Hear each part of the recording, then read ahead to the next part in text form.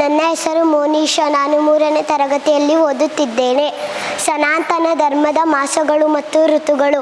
ಯುಗಾದಿಯಿಂದ ಹೊಸ ವರ್ಷ ಆರಂಭವಾಗುತ್ತದೆ. ವರ್ಷದಲ್ಲಿ 12 ತಿಂಗಳುಗಳು ಇವೆ. ತಿಂಗಳುಗಳಲ್ಲಿ 6 ಋತುಗಳು ಎಂದು ವಿಭಜಿಸಿದ್ದಾರೆ. 6 ಋತುಗಳು: ವಸಂತ ಋತು, ಚೈತ್ರ, ವೈಶಾಖ. ವಸಂತ ಋತು ವರ್ಷದಲ್ಲಿನ ಮೊದಲನೆಯ ಋತು.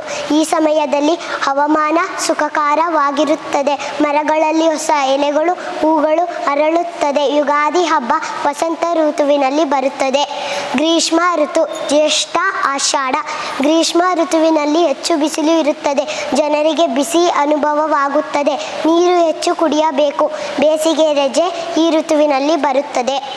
ವರ್ಷಾ ಋತು, ಶ್ರಾವಣ, ಭಾದ್ರಪದ. ವರ್ಷಾ ಋತುವಿನಲ್ಲಿ ಹೆಚ್ಚು ಮಳೆ ಬೀಳುತ್ತದೆ. ನದಿಗಳು ಮತ್ತು ಕೆರೆಗಳು ನೀರಿನಿಂದ ತುಂಬುತ್ತವೆ. ರೈತರಿಗೆ ಈ ಋತು ಬಹಳ ಮುಖ್ಯ. ಗಿಡಗಳು ಚೆನ್ನಾಗಿ ಬೆಳೆಯುತ್ತವೆ. ಶರದ್ ಋತು, ಕಾರ್ತಿಕ, ಅಶ್ವಯುಜ. ಶರದ್ ಋತುವಿನಲ್ಲಿ ಮಳೆ ಕಡಿಮೆಯಾಗುತ್ತದೆ. ಹವಾಮಾನ ಸ್ವಚ್ಛವಾಗಿರುತ್ತದೆ. ನವರಾತ್ರಿ, ದೀಪಾವಳಿ ಹಬ್ಬಗಳು ಈ ಋತುವಿನಲ್ಲಿ ಬರುತ್ತದೆ. ಹೊಲಗಳು ಹಸಿರಾಗಿರುತ್ತವೆ. ಹೇಮಂತ ಋತು, ಶುಕ್ಲ, ಮಾರ್ಗಶಿರ. ಹೇಮಂತ ಋತುವಿನಲ್ಲಿ ಚಳಿ ಆರಂಭವಾಗಿರುತ್ತದೆ. ಬೆಳಗ್ಗೆ ಮತ್ತು ರಾತ್ರಿ ಚಳಿ ಇರುತ್ತದೆ. ಹವಾಮಾನ ತಣ್ಣಗಾಗಿರುತ್ತದೆ. ಹೊಲಗಳಲ್ಲಿ ಬೆಳೆಗಳು ಕಟಾವು ನಡೆಯುತ್ತದೆ. ಶಿಶಿರ ಋತು, ಮಾಘ, ಫಾಲ್ಗುಣ.